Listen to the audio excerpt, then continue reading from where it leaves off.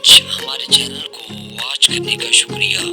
Please हमारी video को full watch कीजिएगा। Please watch my video and like and subscribe my channel please. Thank so much. Take care.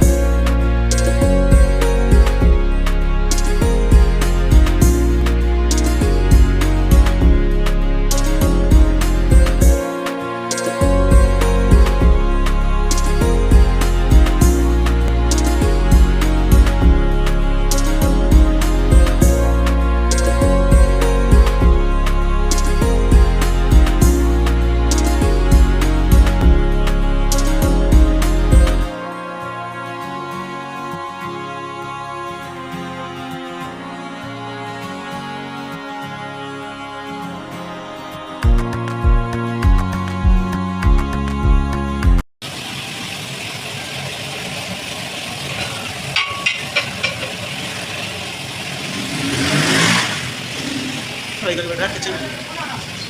Kan guna karena.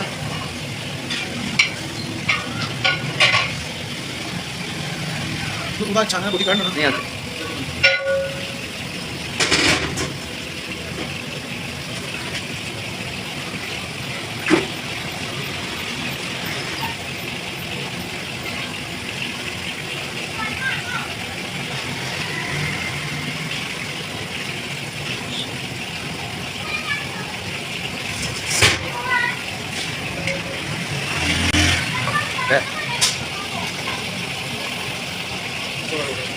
Chicken पालक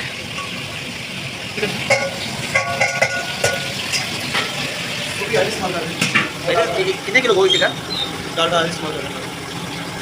कितने kilo आए बेटा ini bawal pak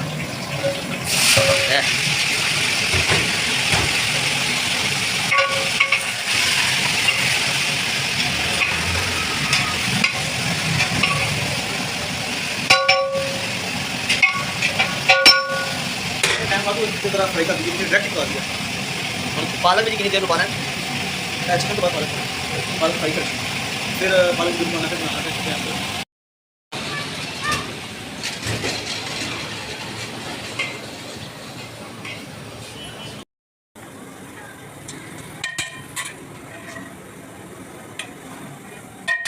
जी पालक ही बढ़ जा और भाई ये आपका नहीं बनाया देख मुझे रखे चलिए और दसा ना बरसात में इधर जाते हैं कर बेन यहां से बरसात में नहीं कर हैं फिर ओए महीना दो 15 सस्ता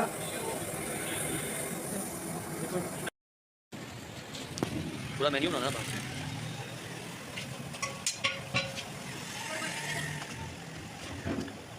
ये आप एक मन अगर पाल लेंगे ना तो जब आप इसको बॉयल के खड़ी फ्राई करेंगे करके। तो पकाने के बाद ये आपके एक मन का वजन जो है ना 7 से 8 किलो होगा। अच्छा अच्छा तो जितना इसका वजन होगा उतना ही इसको घी लगेगा और उतना ही इसको दूध लगेगा। लेकिन हम इसको 2 किलो दूध देते ये ज़्यादा मांगती है ना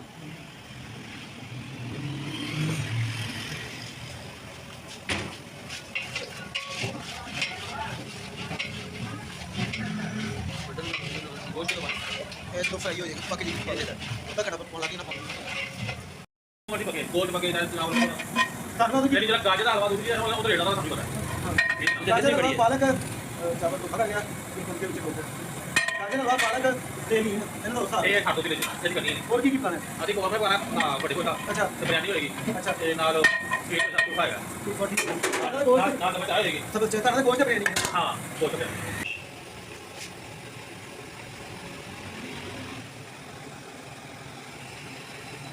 मजे वाली चीज है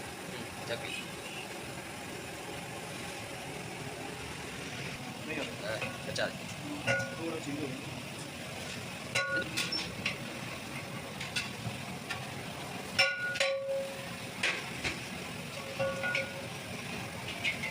गोभी ला ले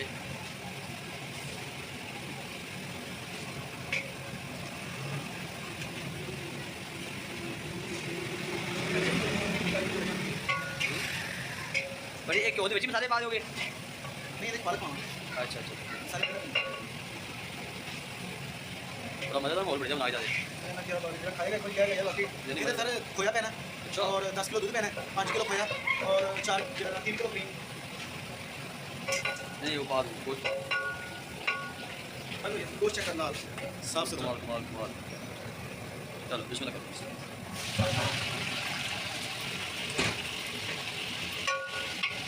बड़ी जान है यार जान है।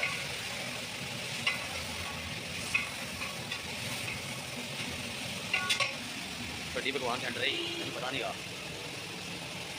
जो जिक्र करना जितना जिक्र करेगा उतना ज़्यादा अच्छा व्यू आएगा ना इधर भाई उधर तो आप खड़ा आहो इधर ला ताकि रोशनी आवे हाँ इधर खड़ा होके उधर नहीं आता है हाँ बिल्कुल सही कह रहे हो वाकई। मैं तो तुम्हें लाभ होना चाहिए चलो